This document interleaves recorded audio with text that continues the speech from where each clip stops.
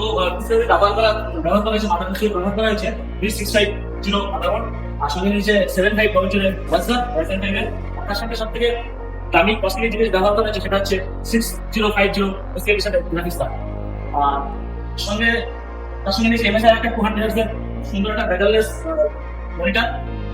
আর ভাইকে ডিউটিসে আমরা একটা খুব সুন্দর একটা এআরজিবি কিবোর্ড ভাইকে আমরা গিফট করে দিচ্ছি। আমাদের বেশি পার্সেস থেকে গিফট আমাদের থাকে সবাই জন্য। তো তোমরা আসো, তোমরাও পাবে।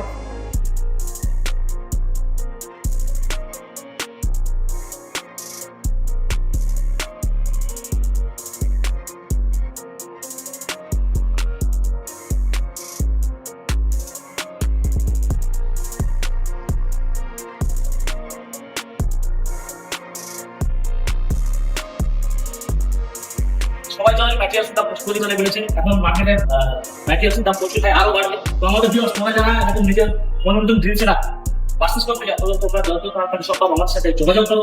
স্ক্রিনে নম্বর দেওয়া আছে, কল করতে পারো অথবা হোয়াটসঅ্যাপ করতে পারো।